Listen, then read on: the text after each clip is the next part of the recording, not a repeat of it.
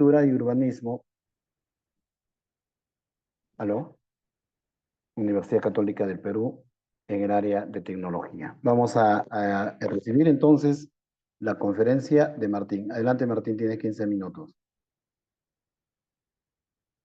Sí, buenas tardes con todos. Voy a compartir la pantalla. Bueno, este proyecto que me han invitado a exponer, en primer lugar, dar las gracias a la Red Peruana Universidad, ¿no? Por la oportunidad y, bueno, agradecer también a los asistentes por el interés. Uy, hay un eco, ¿no? Eh, Perdón, voy a sacar esto. Ocultar el video. Ya, el título, bueno, está en inglés, es un poco extraño esto de Grounded Energy Modeling, pero es más o menos, ¿no?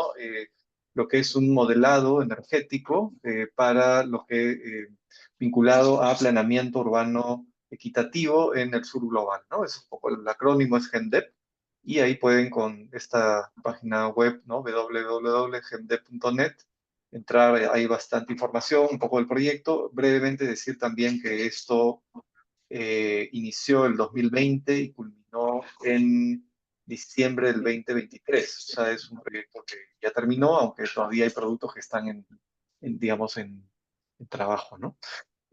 Para resumir brevemente el proyecto, esto tiene como objetivo general, tuvo contribuir a la toma de decisiones inclusiva hacia una vivienda y hábitat dignos mediante el desarrollo de herramientas que ayuden a una mejor planificación energética.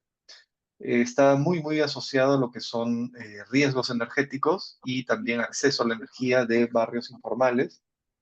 En este caso, como objetivos específicos, estaba abordar la invisibilidad de los barrios populares en los UBEMs. UBEMs es también el acrónimo de Urban Building Energy Modeling, que son modelación energética de edificios urbanos. Esto lo vamos a ver al final un poquito cómo es que esto se ve y qué información o qué tipo de información puede evidenciar, ¿no? Luego, examinar las prácticas energéticas y el confort térmico de los ocupantes de viviendas de bajos recursos, actuar como catalizador de información para el desarrollo urbano equitativo y generar datos, ¿no? Para el conocimiento de las situaciones, específicamente para que expertos locales de alguna manera influyan en lo que son políticas públicas, ¿no? Este proyecto se trabajó en una ciudad de la India, que es Ahmedabad, en Lima, y participaron en él tres universidades, ¿no? Fue la UCL de Londres, de Inglaterra, pero las ciudades eran en la India y Perú. Por parte de Perú estuvo la Católica, la Universidad Católica, y por parte de la India la Universidad CEP de Ahmedabad. Y también diferentes ONGs que fueron súper importantes y necesarias también para el vínculo con la población local. En el caso de Perú estuvo SEA en el Agustino, SENCA en José Carlos Mariátegui y CIDAP en Barrios Altos, ¿no?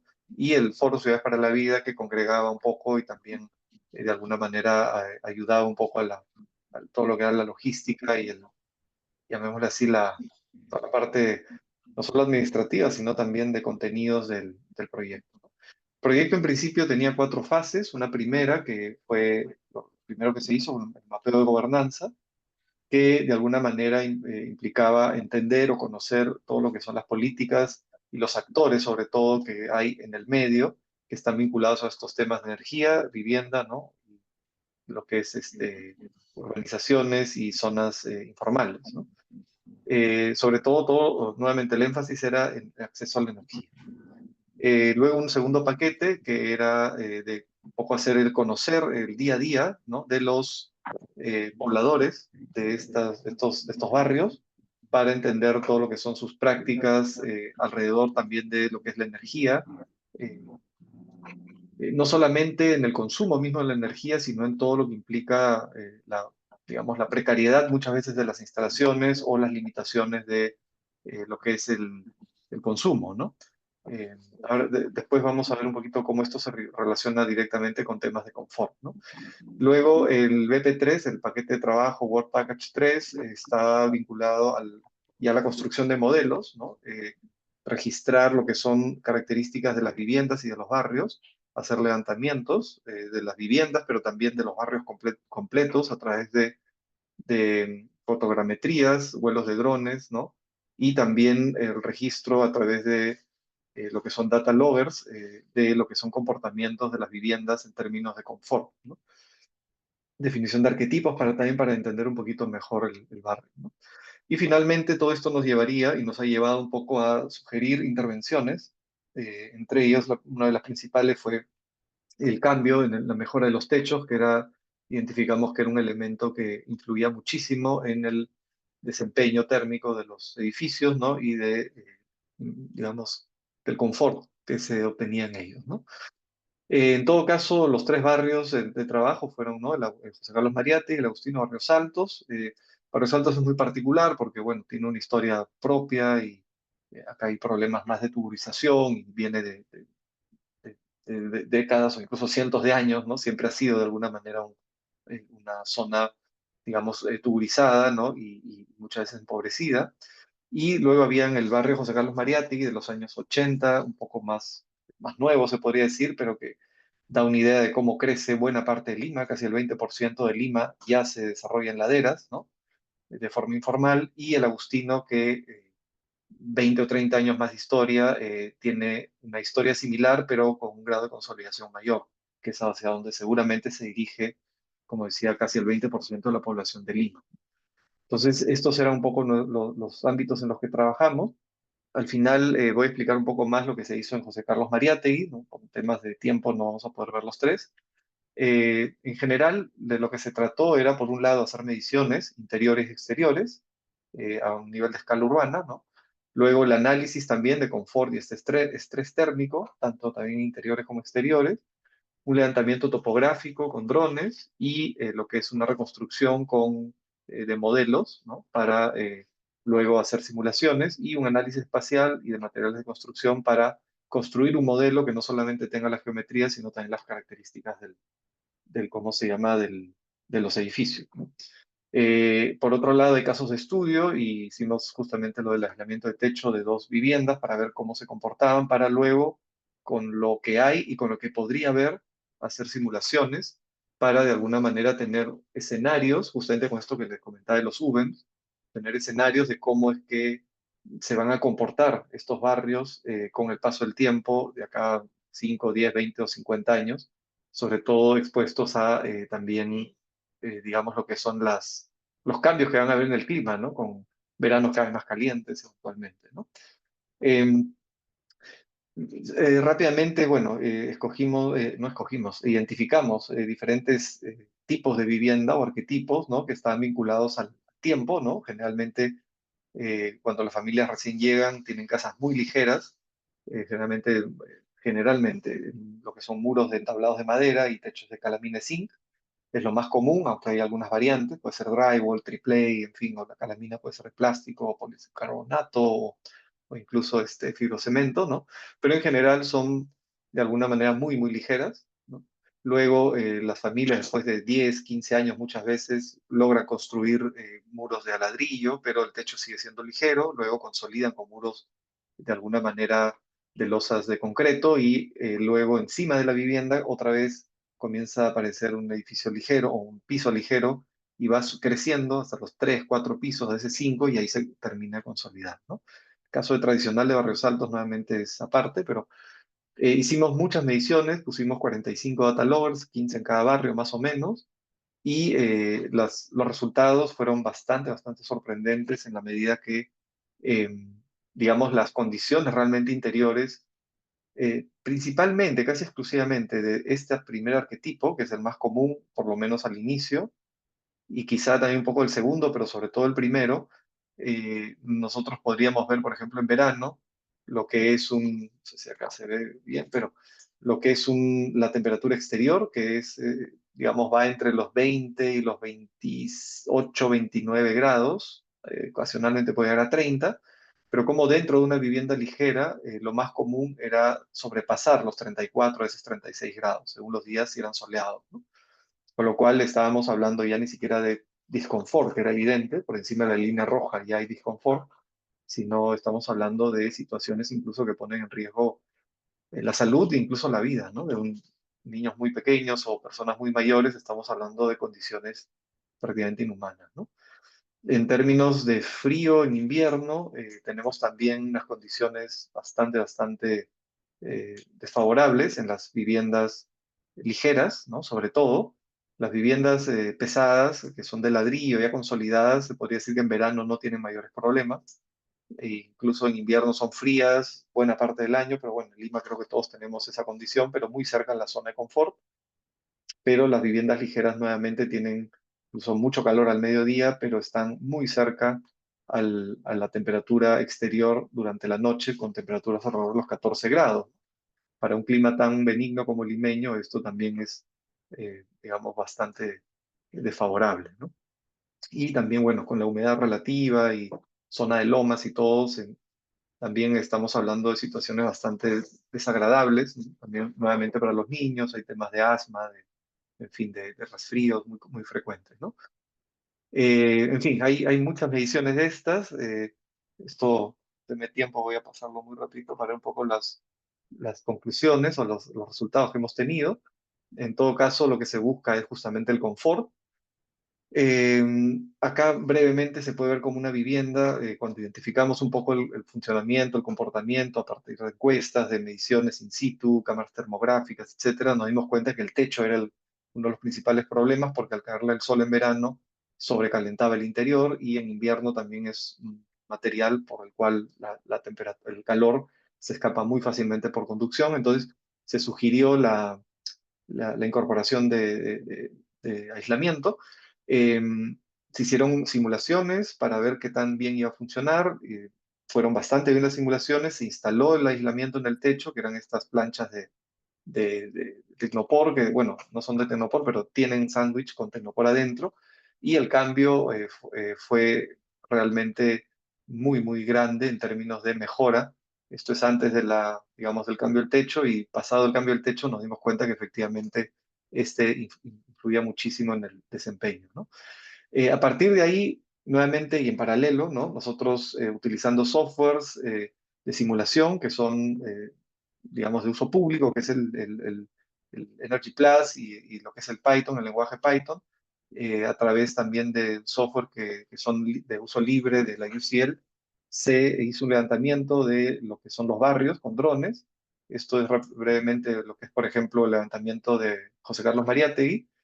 Eh, es muy complicado, tarda mucho, esto requiere unas computadoras muy potentes, incluso se tuvieron que hacer en la India esto, tuvieron que llevar los miles de fotos que se tomaron con los drones para reconstruir el barrio en 3D y llevar esto luego a polígonos y asignar a los polígonos materiales, geometría, de alguna manera propiedades térmicas de los materiales, y también incluir, por ejemplo, lo que son actividades, presencia de personas, de equipos, para tener una idea de cómo, de alguna manera, se comportaba como conjunto, ¿no?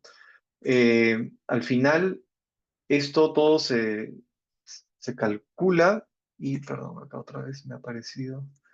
Eventualmente, bueno, brevemente, esto es el José Carlos Mariátegui. Vemos en la parte de abajo, por ejemplo, lo que son las casas más consolidadas, pero las nuevas, las que son ligeras, son las de color rojo, ¿no?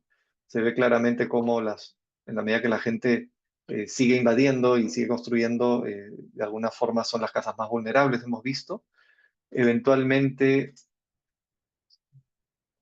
después de un modelado que también es un poquito complejo, las computadoras permiten hacer esto, se puede saber, por ejemplo, cuál es el diagnóstico en términos de temperaturas interiores en todo el barrio, ¿no?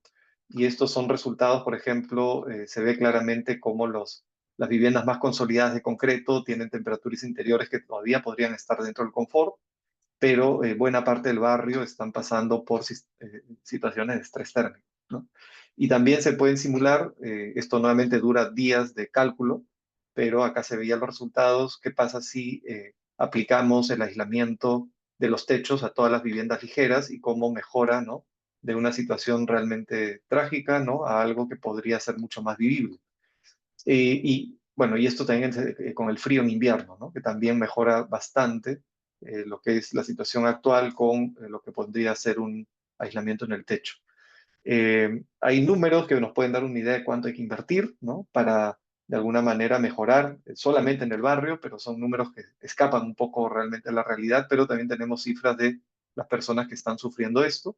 Y por último, escenarios con cambio climático a 2030, 2050, en donde se ve que lo que nos espera a futuro, con fenómenos del niño más recurrentes, con isla de calor que va creciendo y con el propia, digamos, subida de la temperatura, que seguramente para 2050 esté ya incluso un par de grados más, lo que tenemos es una situación que va a empeorar, ¿no? Entre lo que es el presente y el futuro no muy lejano, ¿no?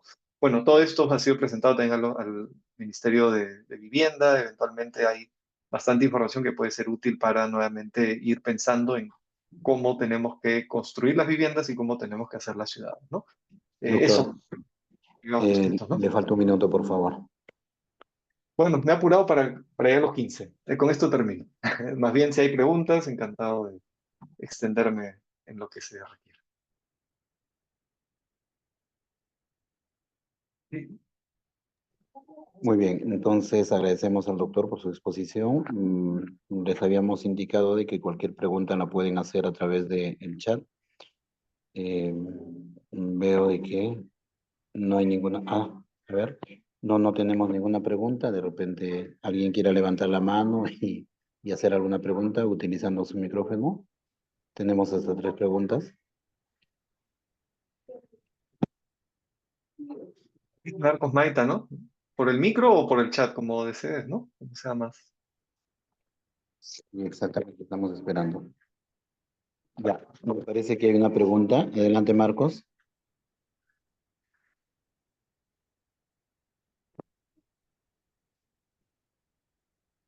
Marcos, tu pregunta, por favor. Si bien es cierto, doctor, si usted puede leer, por favor, en el chat. Sí. Ya. Sí, creo que está la mitad de la pregunta, ¿no? Si bien es cierto, las personas construyen sus casas, ujú, con los límites y carencias. Sí, bueno, voy adelantando, termina de hacer la pregunta, yo voy comentando rápidamente. Lo que es pobreza energética implica muchas veces, claro, uno dice pobreza energética, energía en vivienda, uno puede decir, bueno, cuando las personas no tienen energía es que hay pobreza energética, pero va un poco más allá, ¿no? La pobreza energética no solamente es no tener electricidad, porque es algo que lo consiguen relativamente rápido, muchas veces con conexiones informales de los vecinos que ya tienen, o luego, de hecho, la electricidad es casi primer servicio casi que llega, antes que las veredas, antes que el agua, que los aguas, ¿no?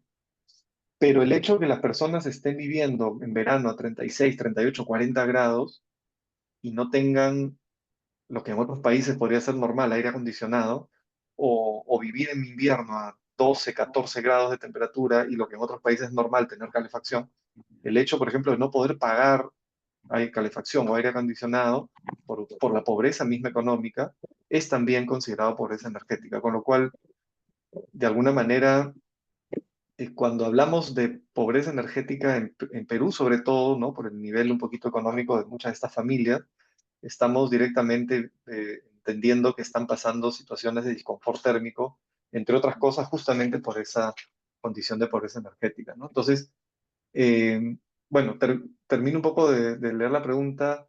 Los límites de carencias, ¿qué recomendación daría usted para mejorar esta situación?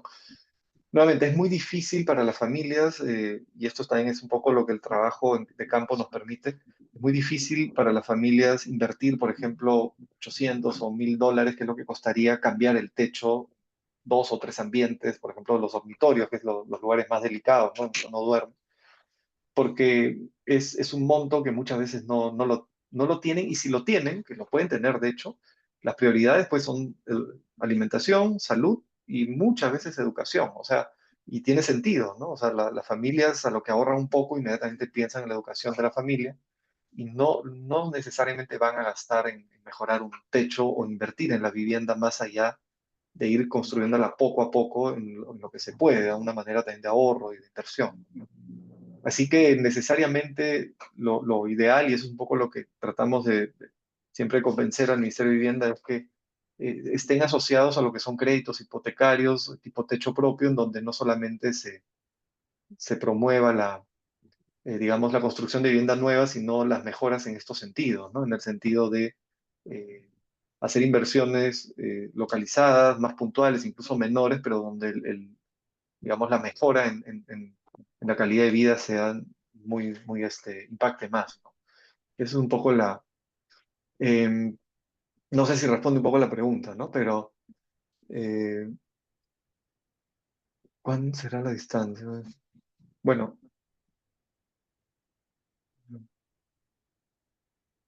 segunda pregunta de Rafael, de la investigación en la academia a la solución real y práctica, ¿cuál es la distancia? Es realmente, creo yo, por un lado, decisión política. No hay mucho que descubrir en términos de los materiales que hay en el mercado. Creo que sí hay posibilidades de investigar de materiales nuevos, quizá que puedan ser con elementos reciclables, con mano de obra local, de repente iniciativas propias de los barrios para dar trabajo y generar, no sé, nuevos materiales aislantes que puedan ser más baratos, pero no es lo más fácil muchas veces y creo que se podría comenzar con elementos que ya conocemos, ¿no? Digamos, existen espumas o materiales en el mercado que ya pueden solucionar esto, pero nuevamente es un tema que requiere el acompañamiento y el apoyo del Estado, ¿no? Yo creo que para este tipo de intervenciones deberíamos perder el miedo un poco a las subvenciones, ¿no? Sobre todo cuando hay un beneficio real y creo que tranquilamente en temas de salud se puede, digamos, justificar un gasto de este tipo, ¿no? Luego, creo que hay una más. ¿Qué fuentes se están utilizando para determinar el cambio y proyecciones en los mapas? Claro, estas, las más que fuentes, digamos que los software de simulación, incluso en el mismo Design Builder, por ejemplo, o en Meteonor, que son los motores que generan data climática, por ejemplo, para Lima, ellos usan lo que son motores de cálculo que tienen lo que son eh, predicciones a futuro, a 20, 30, 40, 50 años, de cómo es que va a subir la temperatura, va a aumentar la humedad relativa, o sea, y en base a eso generan archivos de clima que se pueden insertar o que se insertan en los software de simulación para ver cómo va a ser el clima en nuevamente 10, 25, 50 años, hasta 2100, si no me equivoco, ¿no? Esto es en función de lo que se llama el PCR, ¿no? Digamos a 2030, 2050, ¿no? O sea, nosotros no hacemos ese cálculo, pero sí los bajamos en este caso, el software que usamos era Meteonor, ¿no? Que es un software suizo que pronostica lo que va a ser el clima según lo que son los diferentes escenarios más digamos, pesimistas u optimistas ¿cómo se llama? Del IPCC, ¿no? Luego, respecto a los materiales reciclados que algunas personas de bajos recursos económicos construyen sus casas a nivel de riesgos ante el cambio climático, su impacto ante algún desastre natural, ¿cuál sería una solución para evitar un menor riesgo? Mire, los mayores riesgos, por lo menos en Lima, el mayor riesgo es siempre el terremoto. Hay un riesgo a la salud por lo que dijimos del confort y esto, pero digamos, siempre el mayor riesgo es el sismo, ¿no? Por la vivienda en sí misma que puede destruirse y también por los deslizamientos que podrían ocurrir en las laderas, sobre todo, ¿no? En cualquiera de los dos casos, la vivienda más precaria, la más ligera, que es la que nosotros un poquito incidimos porque es la más común actualmente, tiene la ventaja que es ligera y el sismo en sí mismo, en el peor de los casos, si colapsa, no va a ser el daño que va a ser una construcción más bien de concreto mal construida o mal diseñada, ¿no? Dicho sea de paso, la gran mayoría, si no prácticamente todas las viviendas de material noble en Lima son con ladrillo eh, panderetas, ¿no? Que no son estructurales, o sea, teóricamente no son antisísmicos, ¿no? O sea, que la tragedia va a haber más en los edificios más consolidados que en los edificios ligeros, ¿no? Pero claro, ante un derrumbe y ante caída de piedras, el edificio ligero sí tiene las de perder, ¿no? Entonces, diría que ahí hay también toda una beta que no está vinculada a riesgos energéticos, que fue nuestro tema, pero que está mucho más involucrado en temas de riesgos en general. Frente a cambio climático, nuevamente el riesgo principal es el calor que es cada vez mayor, esto lo estamos sintiendo en las últimas décadas, ¿no? Digamos, las temperaturas se van haciendo récords en la ciudad, Cada 5 o 10 años nos sorprendemos. Hasta hace 5 años era imposible pensar que en Lima podía ser pues 32 grados. A 32 grados siempre he hecho en La Molina, en Santa Anita, en estos sitios, pero en el último verano con el fenómeno este, no sé si fue el Niño Costero, y vamos a tener Jesús María 32 y medio, 33. Eso es impensable, era hasta hace 10 años, ¿no? Y parece que se hace cada vez más frecuente. Esto, digamos, no hay registros de, por ejemplo, de muertes por golpe de calor acá en Lima, pero consta que ya existen, ¿no? El último verano, un abogado muy conocido se desplomó en la cola, ¿no? Del Colegio de Abogados en una votación y falleció por el calor excesivo, por estar expuesto al sol, ¿no?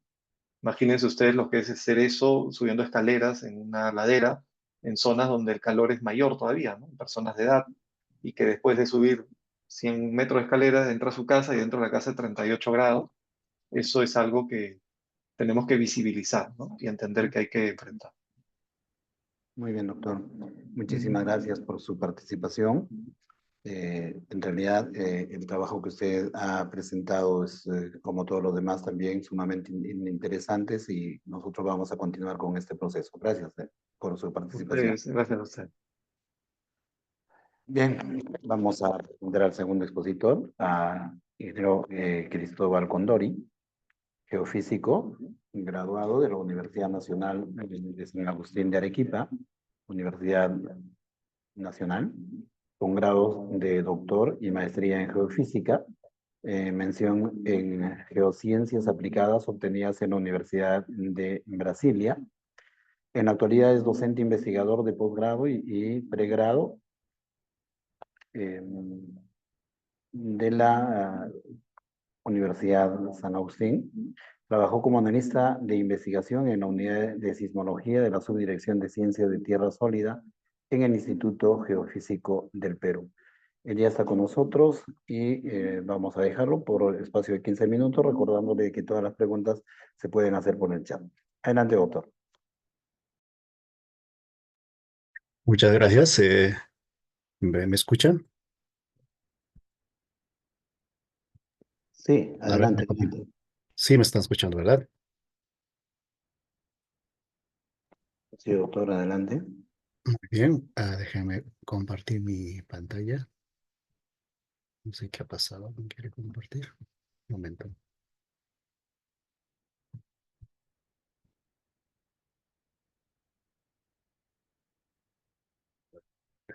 ¿Sí pueden ver mi pantalla? Un momento.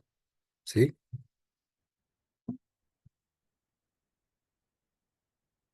Hola, hola. Sí Sí, se ve. A ver, todavía no. ahora sí. Ahora sí, ahora sí. Muy bien. Muy buenas tardes con todos. Muchas gracias por la invitación a la Red Peruana de Universidades. En esta oportunidad les voy a compartir algunos resultados de un proyecto de investigación que venimos realizando aquí en la Universidad Nacional de San Agustín de Arequipa. El trabajo básicamente consiste en el análisis de los efectos de vibraciones generadas por fuentes antrópicas y sus efectos en estructuras en la ciudad de Arequipa. Antes de ello, ¿por qué es importante analizar, estudiar las vibraciones? Si bien es cierto, nosotros en la ciudad de Arequipa estamos, bueno, en todo el Perú estamos acostumbrados pues a los efectos de un sismo, ¿no? De los terremotos que ocurren en las zonas de subducción. Sin embargo, hay otro factor también que genera, de alguna manera, vibraciones que pueden, ocasionar daños estructurales y también molestias a las personas, ¿no? Y estamos hablando de vibraciones generadas por diferentes fuentes. Por ejemplo, aquí en esta figura podemos ver una voladura, un ejemplo, aplicado bastante en zonas mineras con la finalidad, pues, de triturar rocas para la extracción de minerales. Las voladuras se utilizan cargas dinamitas y generan explosiones fuertes, ¿no? Y estas explosiones generan una propagación de ondas sísmicas por el subsuelo y también generan ruido, ¿no? Las ondas también se propagan por el aire. Si tenemos localidades cercanas a estas fuentes, obviamente las personas que viven ahí van a sufrir los impactos, ¿no? de estas vibraciones, ¿no? Y eso con el futuro, a futuro puede llegar también a generar conflictos, ¿no? Porque toda molestia a las personas es una contaminación para nosotros, ¿no?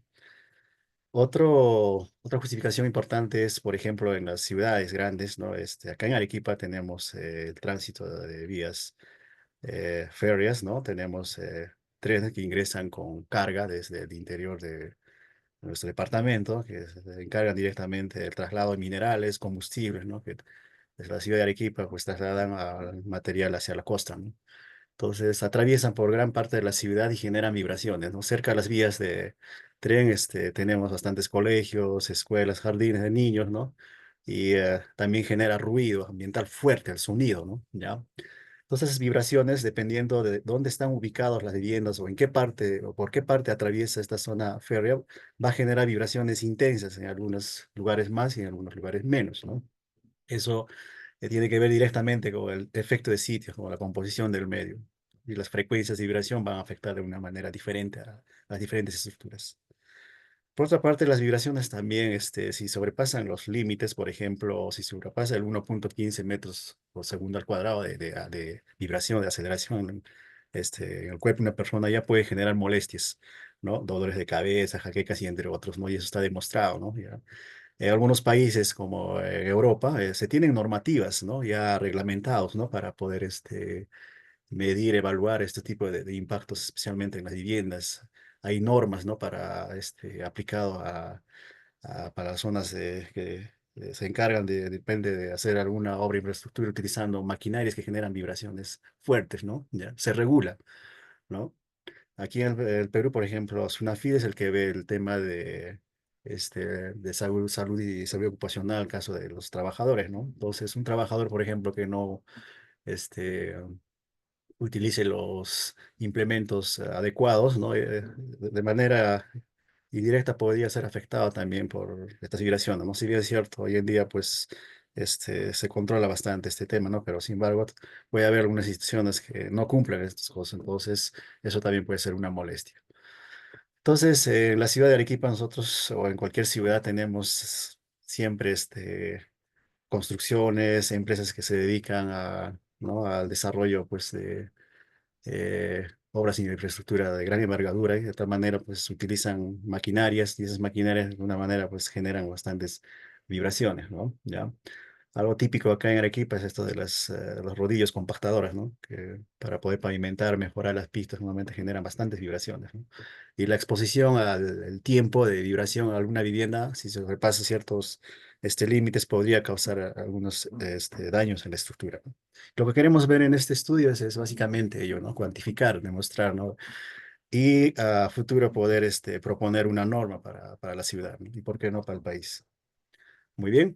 Entonces, aquí les muestro un ejemplo, ¿ya? A ver, les voy a proyectar un pequeño video. En este video estamos viendo en un balde de agua los efectos de las ondas de una vibración. Estamos ubicados en el segundo piso, cerca a una calle donde están compactando, ¿no? El suelo, ¿ya? Cuando la maquinaria está exactamente cerca a la vivienda, la intensidad de la vibración comienza a incrementar y podemos ver también algunas rajaduras en la pared, ¿no? ¿Ya? Eso es porque estaba expuesto bastante tiempo a la vibración, ¿ya? Entonces, básicamente nosotros queremos cuantificar en este estudio, es medir, ¿no? Y cuantificar y ver los valores en frecuencia y velocidad. Muy bien. Entonces, hemos empezado a hacer las mediciones en todos los distritos de Arequipa. Para ello hemos buscado obras de infraestructura donde estén utilizando maquinarias o el paso del vía del tren, podemos ver aquí, ¿no? Las diferentes fuentes antrópicas, digamos, ¿no? También en puentes, ¿no? Paso de carros que ingresan, pues, hacia la ciudad que vienen con carga de otras ciudades, ¿no? Muy bien. La metodología que hemos aplicado consiste en lo siguiente, ¿no? Tenemos una fuente donde se va a generar la vibración, ¿ya? Para poder medir esa vibración, nosotros necesitamos un receptor. Un receptor es un geófono, un sensor de velocidad, un sismómetro, el cual a nosotros nos va a permitir registrar la vibración, ¿ya? Vamos a registrar la vibración. Son sensores de tres componentes, norte, sureste, oeste, ¿ya? El cual nosotros vamos a someter a una rotación tangencial y radial, ¿ya? Y vamos a poder ver la propagación de las ondas, ¿no? Las ondas S, las ondas P, las ondas Rayleigh, ¿no? ¿Ya? Ese registro va a ser analizado posteriormente y nosotros vamos a cuantificar en términos de velocidad pico partícula, es decir, en centímetros o en milímetros, ¿ya? Sobre segundo. Posteriormente, nosotros lo que vamos a extraer de esos registros son los valores máximos de la amplitud, ¿no? Velocidad pico partícula se llama, ¿ya? Luego vamos a someter vamos a pasar del dominio del tiempo al dominio de la frecuencia aplicando la transformada de Fourier y vamos a cuantificar en términos de frecuencia. Entonces, con la información de frecuencia y velocidad pico partícula, nosotros podemos ya verificar de cuánto ha sido la frecuencia y velocidad de vibración de esa estructura, ¿no? Sometido a una vibración, ¿no? Y para ello, en el mundo existen una infinidad de normas, ¿no? Cada país ha propuesto su norma dependiendo del tipo de construcción, ¿no? Tenemos que entender que las construcciones acá en Perú no son iguales a las construcciones, por ejemplo, en Australia, en Brasil, ¿no? En otros lugares, ¿no? Depende mucho de su tectónica, ¿no? Entonces, una de las normas que mejor se adapta a nuestra realidad es la norma alemana, ¿ya? Donde vemos aquí en el eje X frecuencia, en el eje Y velocidad pico partícula, y estas líneas son los límites, ¿no? Para diferentes tipos de viviendas, por ejemplo, para construcciones históricas antiguas, en azul, en rojo, construcciones residenciales, ¿no? Y en verde, zonas industriales, comerciales, ¿no? ¿Ya? Por otra parte, nosotros hemos también medido la atenuación, el decaimiento de energía, ¿no? Conforme nos vamos alejando de la fuente donde se está generando la vibración, la intensidad va bajando, se va atenuando, se va haciendo cero, ¿no? Y ese decaimiento nosotros lo podemos cuantificar en términos de velocidad con una ecuación, ¿ya? Y esa ecuación está controlada, regida por dos parámetros muy importantes. Son coeficientes, tanto el coeficiente geométrico y coeficiente del material.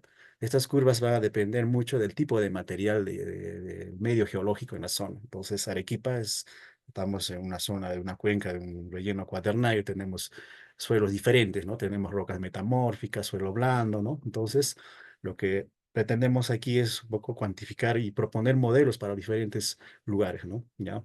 Y para ello hemos utilizado los instrumentos. Son instrumentos, modelo Vibracord FX. Tenemos acá los sensores, los sismómetros, que vamos a medir las vibraciones con ello. Y también nos va a permitir medir el ruido, el sonido, ¿no? ¿Ya?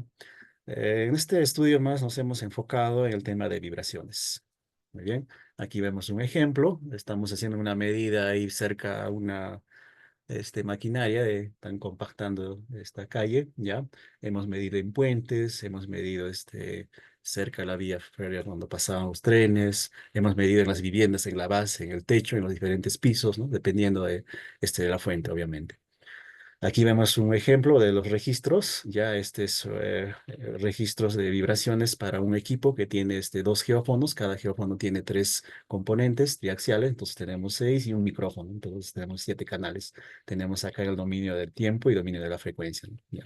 Es el procesamiento que nosotros hemos aplicado, posteriormente ello llevamos a este modelo ya para poder representar y graficar esos valores de vibración obtenidos de cada registro. Y podemos ver aquí, por ejemplo, para un puente, cómo las frecuencias bajas, ¿no? Donde las frecuencias bajas tenemos velocidades altas, aquí superan el tipo de estructura, ¿no? Ya. Con el tiempo, obviamente, esas estructuras van a sufrir daños estructurales, ¿no? ¿Ya? Aquí vemos un ejemplo para vía férrea de un tren, ¿ya? Las frecuencias son totalmente diferentes. Tenemos frecuencias predominantes de 30 a 60 Hz, ¿no? Y en los puentes es diferente, la frecuencia es baja, ¿no? Cambia velocidad alta. Entonces, eso nos indica, mientras la frecuencia es baja, la velocidad es alta. Eso puede generarnos daños a las estructuras, ¿no? Y así hemos ido midiendo los diferentes puntos de la ciudad, ¿no? Y aquí vemos otro ejemplo de las compactadoras, que son los rodillos que hemos visto, ¿ya? Estas sí generan más energía, ¿ya? Y podemos ver diferentes frecuencias, ¿no? Dependiendo de la distancia, dependiendo en qué piso estamos midiendo, ¿no? Todos esos factores influyen en pero podemos ver frecuencias de 20 a 60 Hz bien predominantes que generan este tipo de maquinaria, ¿ya? Luego hemos generado correlaciones, ¿ya? En lugares donde no hemos podido medir en todas las instancias estos datos, hemos generado datos sintéticos, ¿ya? Y para ello hemos aplicado redes neuronales y machine learning para poder entrenar modelo inicial con nuestros datos medidos en campo y de tal manera hemos reproducido y recreado información para los puntos donde no se tenían mediciones, ¿no? Y aquí vemos una correlación entre los datos observados y calculados. En algunos casos hemos tenido buenos ajustes. Con esa información hemos generado ya los modelos de atenuación, curvas de decaimiento, ¿ya? Aquí podemos ver la parte de la estadística, vemos ahí la ecuación que hemos empleado, hemos calculado esos valores, hemos generado un proceso de inversión, ¿ya? Y hemos obtenido estos valores de los coeficientes para cada punto, ¿no? Esta es una parte del distrito ahí en Cerro Colorado. En Cerro Colorado tenemos bastante material blando suelto, ¿ya? Y podemos ver cómo es el decaimiento de la curva hasta 12 metros, ¿no? ¿Ya? De alguna manera ya este modelo nos permite a nosotros poder inferir, ¿no? Este tipo, sus efectos de las vibraciones en lugares con características similares donde no se han realizado mediciones, ¿no? Aquí vemos los valores del coeficiente geométrico y coeficiente del material. Y así sucesivamente se hizo las mediciones en los diferentes puntos, ¿ya? Y como pueden ver, las curvas van variando, es totalmente diferente, ¿no? Eso tiene que ver directamente con el tipo de suelo, tipo de material. Y en resumen, vemos una tabla de valores, ¿no? Para los diferentes componentes, ¿no? De los sensores y sus coeficientes. Ya en algunos casos hemos verificado valores obtenidos en otros lugares, en otras ciudades, ¿no? Ya, y hemos comparado y nuestros valores son bastante similares, obviamente, eh, considerando las condiciones geológicas iguales, ¿no? Similares. Muy bien. Luego, hemos generado, propuesto todos los modelos para cada punto, ¿ya? Y al final hemos hecho una interpretación para cada uno de los puntos. Muy bien, entonces hemos visto de que las máquinas compactadoras generan más vibración del orden de 25 a 30 milímetros por segundo, ¿ya? Las vibraciones generadas por el paso de los vehículos en los puentes están por debajo de los 20 Hz, ¿ya? También hemos observado que en suelos, con presencia de material suelto, ¿no? Presencia de humedad, ¿no? Hemos visto que la energía, las vibraciones se atenúan y son bajas, ¿no? ¿Ya? ¿Qué más? Algunas recomendaciones, ¿no? Es importante que se realicen más estudios de este tipo con la finalidad de poder normar, ¿no? Y incluir, pues, las normativas para controlar y tener pues ya control de este tipo de fuentes, ¿no? Principalmente en las ciudades importantes, ¿no? Como acá en Arequipa tenemos bastantes construcciones coloniales antiguas, ¿no? ¿Ya? Y si estos fuentes de vibraciones se someten con bastante o tiempos prolongados, podrían afectar esos patrimonios, ¿no? Y en Lima tenemos bastantes también construcciones antiguas, ¿no? Ya son patrimonio, ¿no? Cultural de la humanidad y no se puede tocar nada de esas vibraciones, esas viviendas, ¿no? Sin embargo, una vibración con ciertas frecuencias podría afectar directamente, ¿no? Entonces, de alguna manera, este tipo de estudios nos podrían permitir a nosotros, tener control y cuidado, ¿no? Para la protección de ese tipo de viviendas. Y no solo también sus sino también para las personas, ¿no? Ya, hay muchas personas que viven cerca de vías férreas, ¿no? Acá en Arequipa, ¿no? Una recomendación sería que ya, trasladen, ¿no? O migren las estaciones de tren, ¿no? Que ya no estén ubicados dentro de la ciudad, ¿no? Sino que estén fuera de la ciudad para que, disminuyan o bajen este tipo de vibraciones, efectos ¿no? Y molestias a las personas.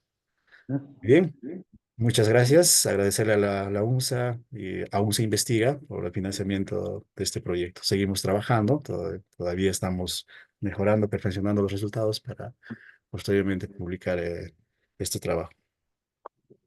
Muy bien, doctor Cristóbal Condori Quispe.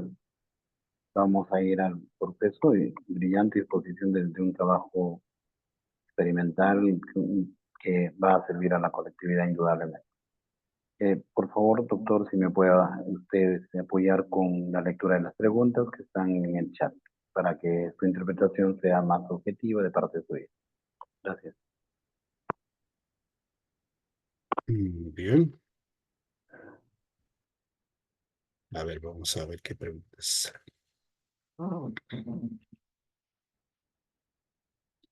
Dice cómo afecta la vibración producto de camiones de carga pesada, la estabilidad de un talud. ¿Han realizado alguna prueba?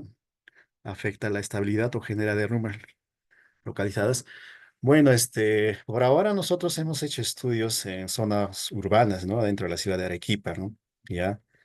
Todavía no hemos, realizado ese tipo de estudios, pero lo que sí hemos visto que cuando se somete una vibración o se genera una vibración cerca de una estructura, si dura poco tiempo esas vibraciones, no generan problemas estructurales, pero si ya sobrepasa un tiempo prolongado, ya comienza pues ya a tener problemas, ¿no? Eso es lo que hemos visto en una de las estructuras en el segundo piso, ¿no? Estaba ahí, compactaron casi 2, 3 días esa calle y empezó pues a fracturar, a generar rajaduras en la pared, ¿no? En el techo, ¿no? ¿Ya?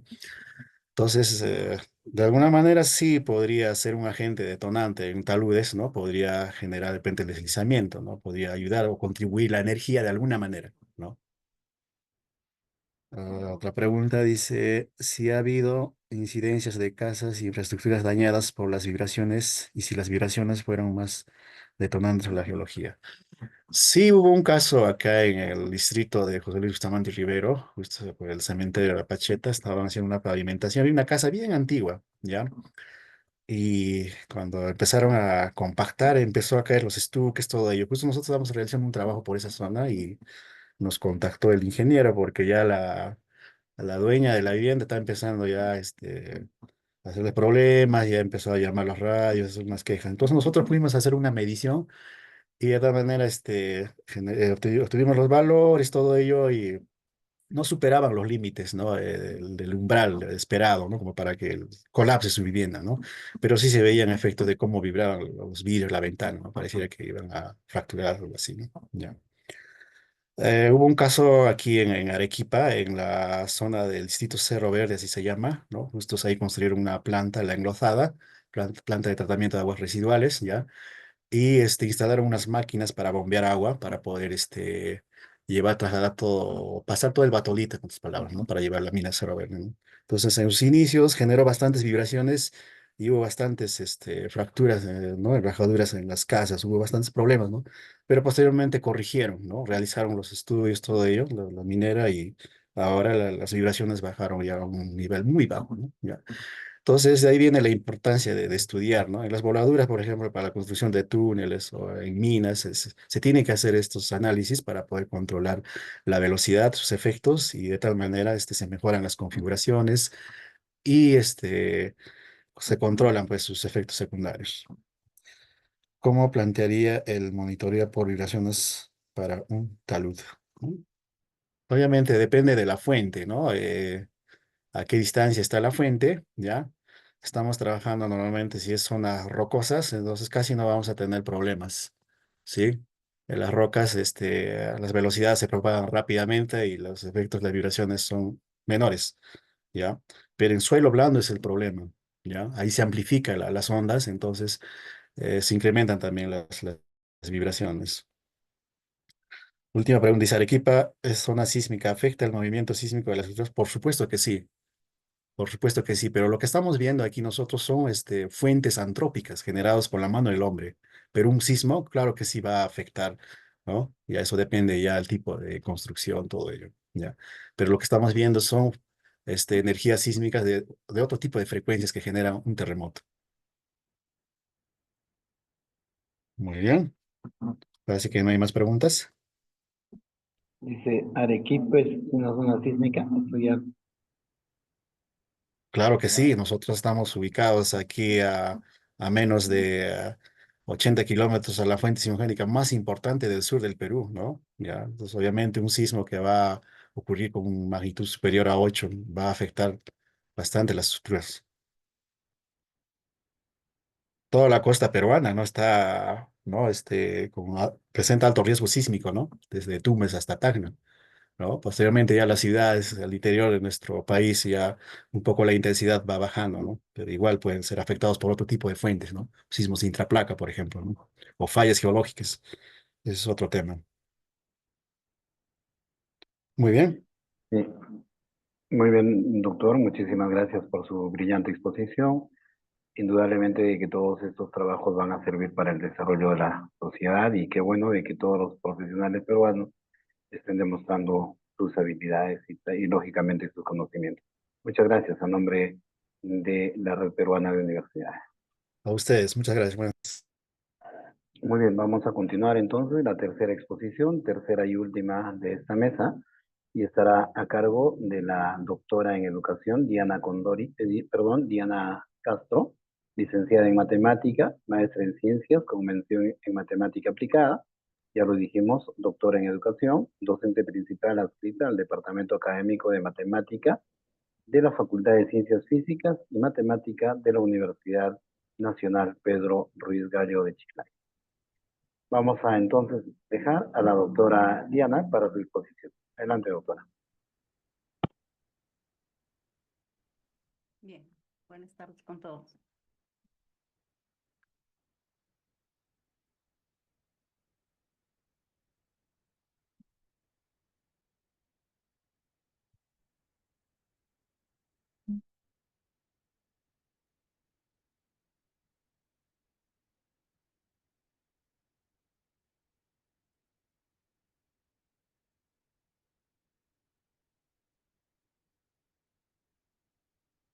¿Me confirman? ¿Se ve la pantalla? Sí. Bien, tengan todos ustedes muy buenas tardes. Primero, ante todo, quiero agradecer a la Red Peruana de Universidades por la oportunidad que nos brinda a todos aquellos que de una u otra manera contribuimos con nuestras investigaciones. El día de hoy voy a compartir el trabajo de investigación con el magíster ingeniero Francisco Segura, ¿no? Y mi persona, Diana Castro, hemos tenido a bien eh, compartir el trabajo que hemos desarrollado, eh, que lleva como título Evaluación de plataformas de computadoras de placa única para soluciones de ecuaciones diferenciales elípticas con redes neuronales. Esto va a ser un caso comparativo, ¿no? Como lo había mencionado, el magíster Francisco Segura y mi persona somos docentes de la Facultad de Ciencias Físicas y Matemáticas.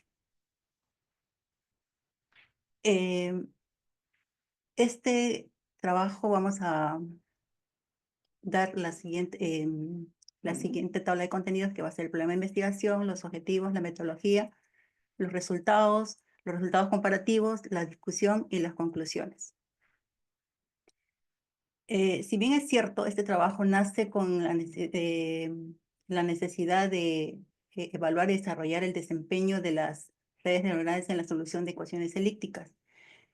Nosotros sabemos muchas veces que las ecuaciones diferenciales parciales modelan diferentes problemas dados a la física, mejor dicho, a las ramas tanto de ciencias como de ingeniería, ¿no? También son representaciones a los problemas mediante un modelo, ¿no? Representan un modelo y es por ello que nosotros buscamos la forma de solucionar ese tipo de ecuaciones, pero utilizando en este caso redes neuronales.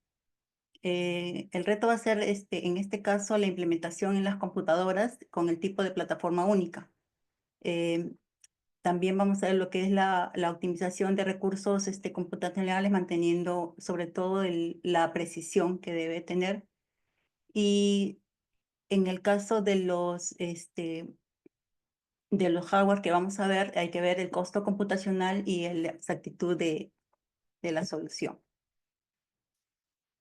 Lo que ustedes están viendo en este momento es prácticamente lo que nosotros tenemos aquí.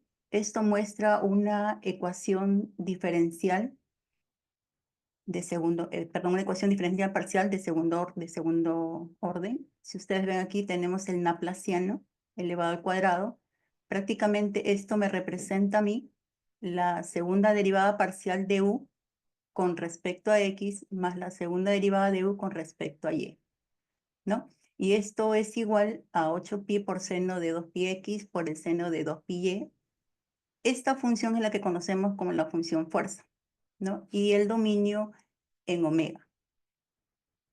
Esta ecuación diferencial está dada con estas condiciones de contorno que representan un cuadrado, ¿no? Ustedes pueden ver aquí que esta ecuación diferencial parcial, en este caso elíptica, tiene una solución analítica que está dada por U de X.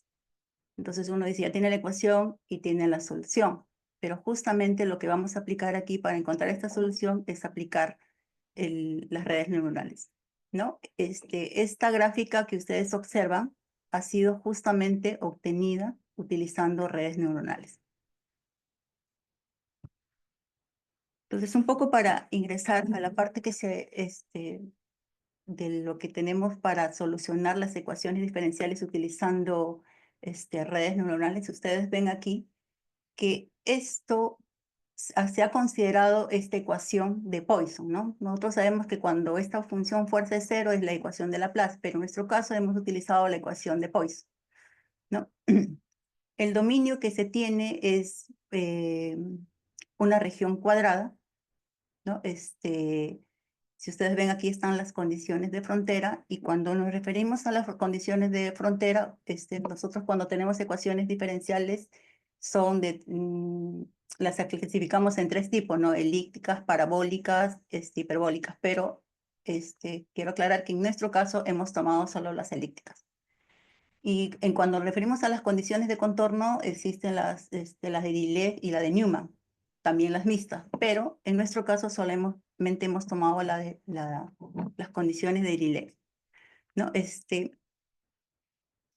Bien, si ustedes ven aquí, esta ecuación diferencial, ya que es la que vamos a solucionar aplicando redes, va a obtener una función de prueba. Esta función de prueba va a estar dada, si ustedes observan aquí, un n multiplicado por un b más un a, donde este a y este b son funciones, digamos, algebraicas que se construyen. Es necesariamente, y esa construcción es teniendo en cuenta las consideraciones de las condiciones que nos da la ecuación diferencial planteada.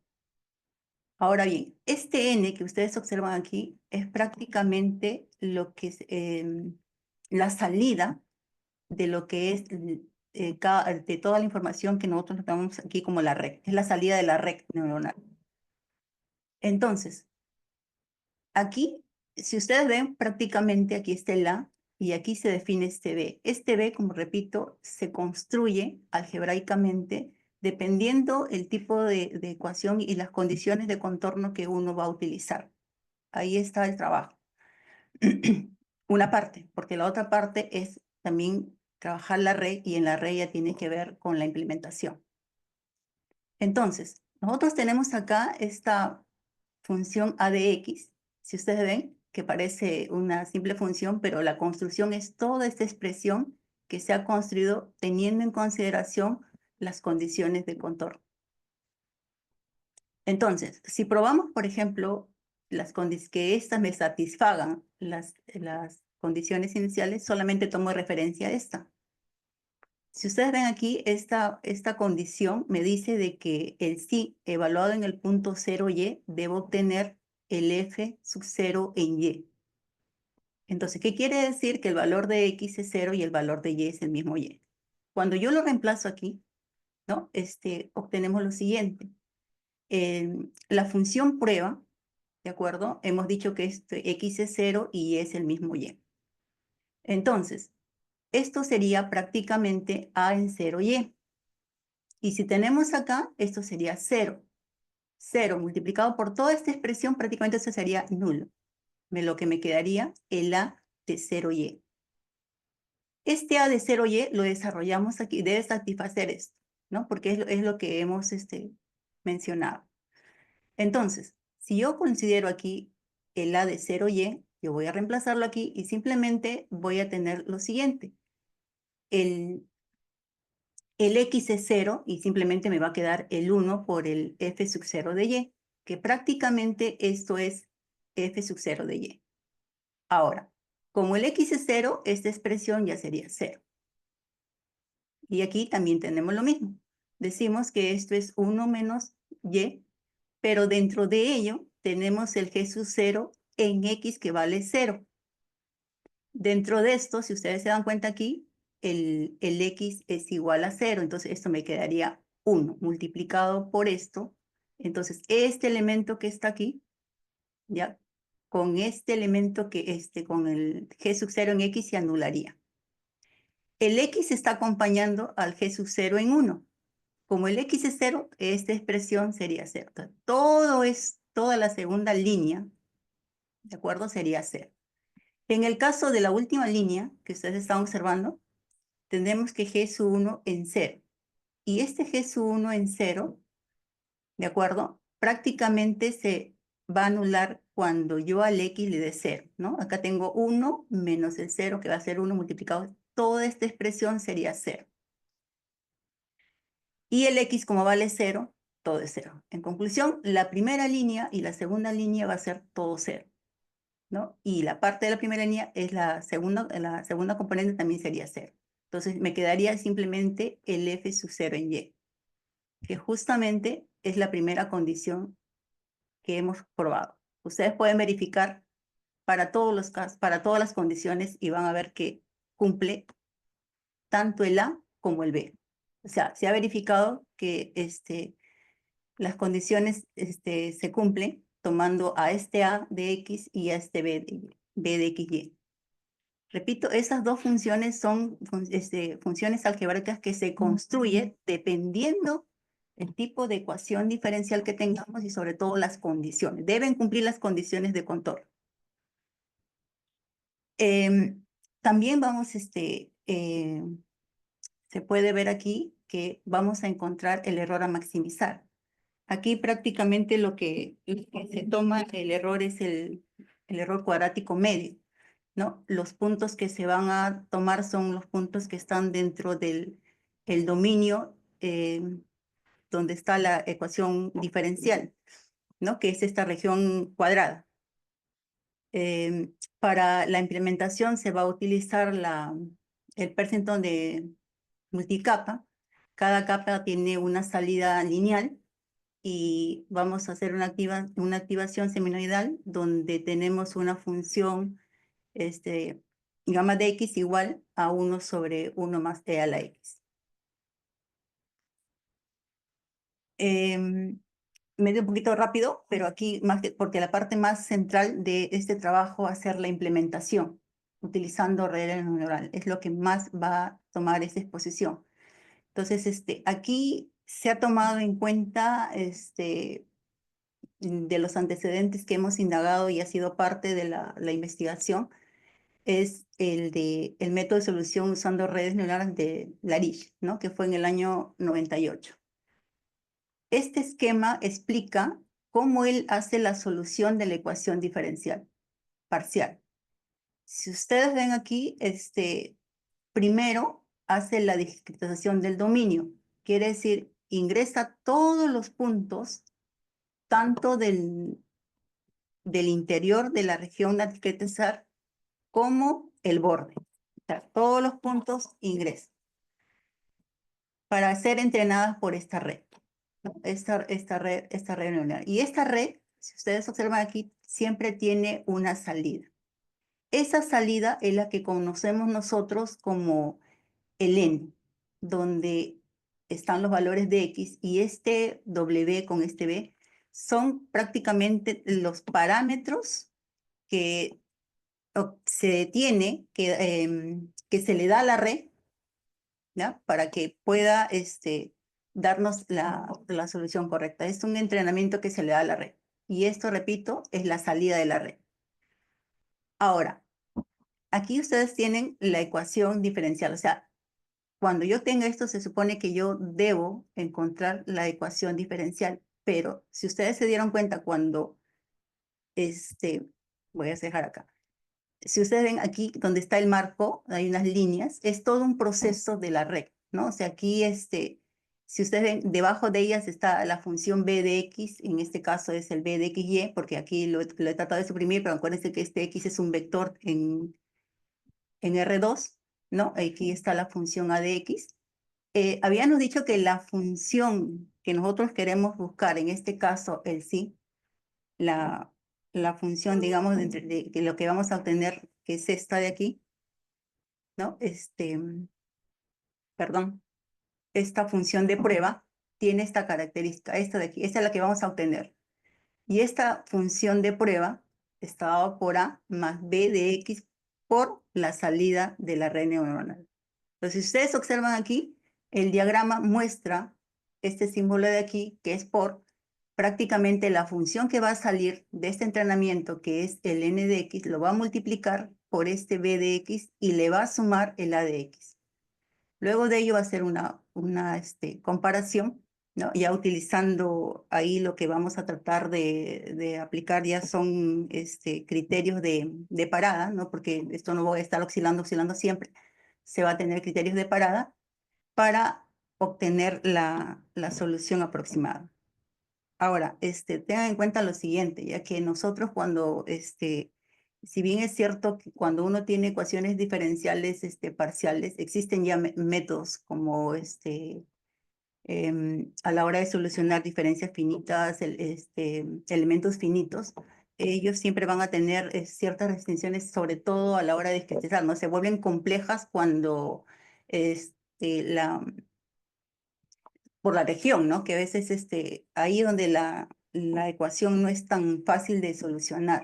Entonces se ha visto por conveniente utilizar qué tan, se puede decir, qué tanto puede una red ayudar en la solución. Y nosotros con la investigación que hemos hecho, se ha visto que sí, que ayuda bastante, que es potente, mejor dicho, a la hora de hacer la solución. Entonces, este trabajo prácticamente tiene un objetivo.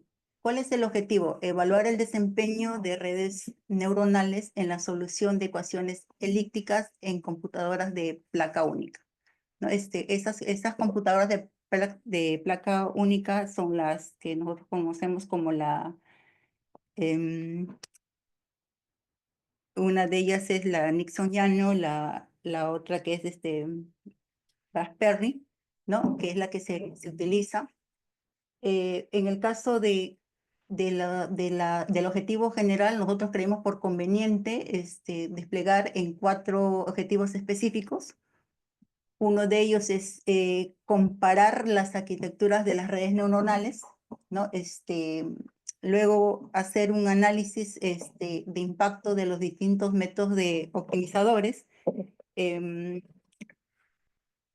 Luego evaluar el rendimiento en diferentes plataformas de hardware y por último determinar la configuración óptima para cada plataforma. Entonces, eso es lo que se hizo prácticamente en el trabajo. Yo este trabajo lo he compartido con el magíster Segura, que él es el experto en lo que es redes neuronales y es lo que va a hacer a continuación. Doctora, sin embargo, de acuerdo. Dígame. Solo un momentito. Somos 2. Han dispuesto de que sean 15 minutos por cada conferencia, Sí, por eso me he apurado. Incluso me he salteado, pero hay tiempo. ¿no? Hay tiempo, por eso he controlado mi tiempo para que él intervenga. Sí, por eso le digo ya. ¿El otro expositor va a utilizar también 15 minutos? No, no, por eso quiero avanzar. Ah, sí, por favor, porque ya solo faltan 2 minutos. Sí. Adelante.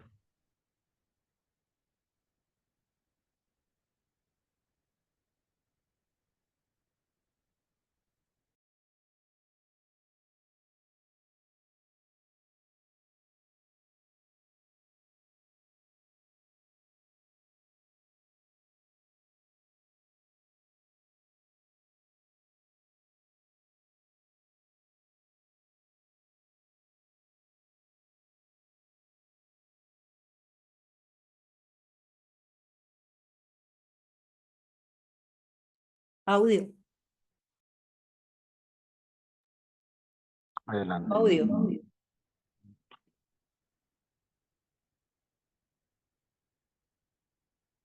Sí se ha compartido, pero el audio. Sí, adelante.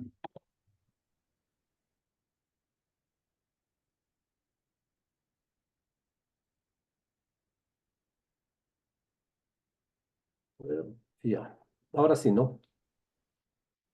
Sí. Bien, vamos rápidamente entonces a ver lo que se ha implementado. En realidad, digamos, lo que presentó la doctora es básicamente una implementación de la GARIS, que fue en 1998, donde lo complejo era justamente formar las expresiones algebraicas, ¿no? En el 2017, Raiza desarrolló el modelo de redes informadas por física, que en realidad es una adaptación del modelo Lagaris bastante interesante, donde la diferencia importante es que hace una división del dominio, ¿no? Tanto los puntos interiores como el contorno, que es lo que usualmente también se hace en elementos finitos. Y también digamos, los dos dominios entrenan de alguna manera la red neuronal. Entonces acá observamos que de la red neuronal se obtiene la salida de la red y esta salida de la red se evalúa en los puntos del contorno y juntos se evalúa, o sea, intervienen, se introduce la información de la ecuación diferencial y con eso se obtiene la función costo, que es una función de optimización. Con esos parámetros, digamos, se hace el ajuste de la red neuronal para luego obtener finalmente la solución, ¿no? Esto se hace en todos los puntos del dominio, al final se entrena 8.000, 10.000 pasadas y una vez que se tiene la solución ya se verifica. La idea acá al menos ha sido, ¿no? Este es un poco el diagrama de flujo de lo que se ha hecho, es probar diferentes arquitecturas de redes neuronales. Cuando hablamos de diferentes arquitecturas nos referimos básicamente a la cantidad de capas, el número de capas en cada neurona, las funciones de transferencia más apropiadas y el tipo de optimización. Y una vez que se han entrenado más de 60 modelos, se ha escogido, digamos, los mejores y se ha desplegado solamente para efectos de inferencia en las plataformas de computadora única, que son en este caso la Raspberry Pi, la Jetson Nano y la Asus Tinker HT. Digamos, ¿cuál es la diferencia entre una y ellas? Bueno, básicamente la Raspberry Pi es una plataforma, una computadora de plataforma única más utilizada. La Jetson Nano es una tarjeta de NVIDIA con una capacidad de 0.5 tera operaciones por segundo.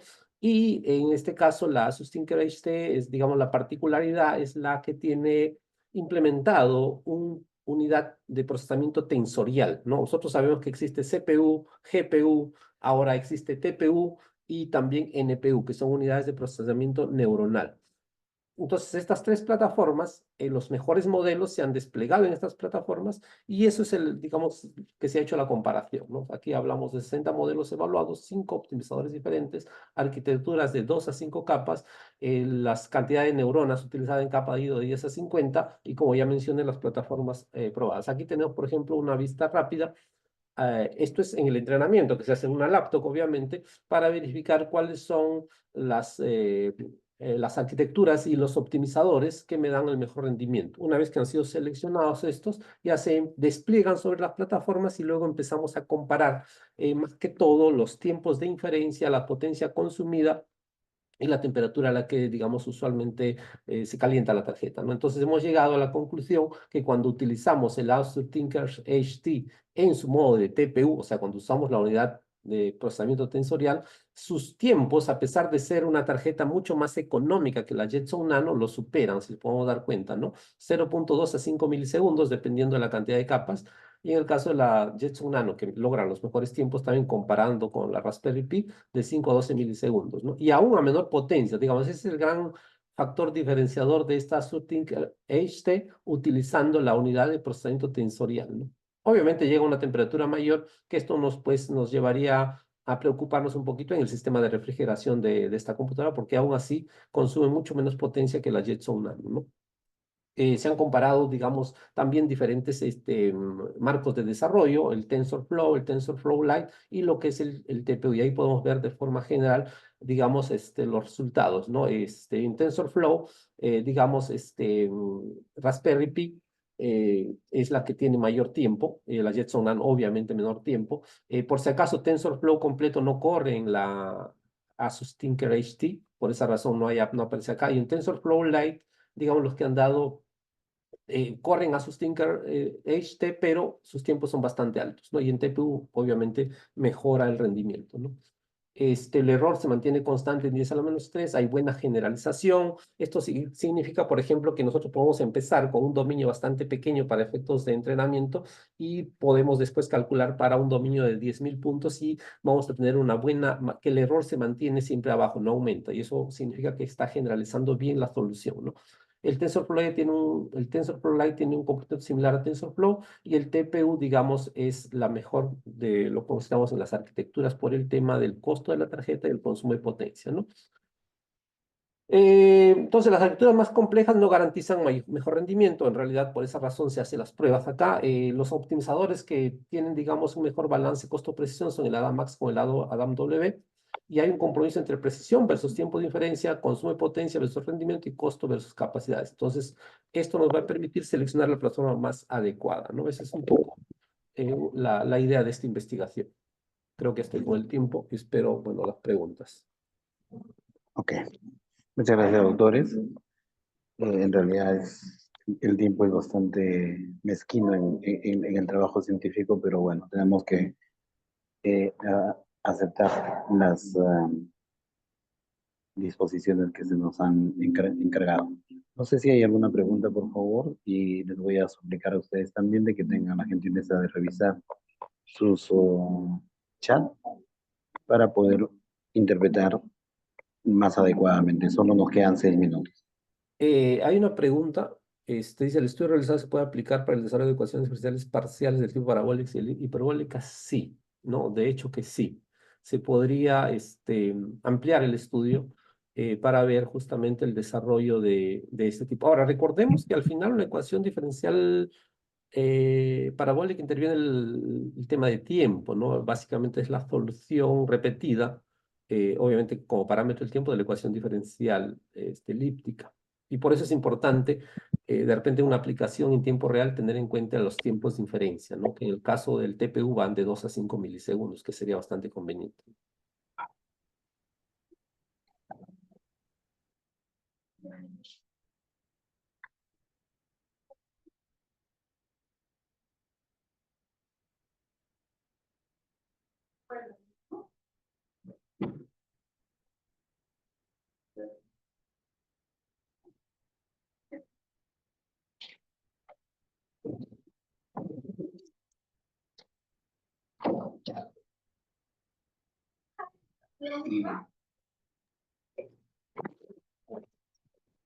Gracias.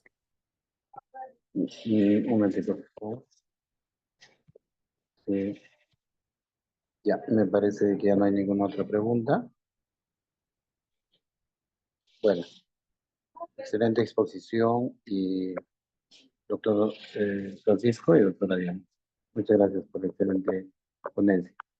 Bien, queremos darles a conocer a ustedes, estimados doctores y participantes en este magno evento, de que a partir de las 6 de la tarde se estará llevando a cabo otra mesa también de trabajo. Invitarles a ustedes a todos estos eventos que durante toda esta semana la Red Peruana de Universidades ha programado con la finalidad de exponer los trabajos de gran importancia a nivel nacional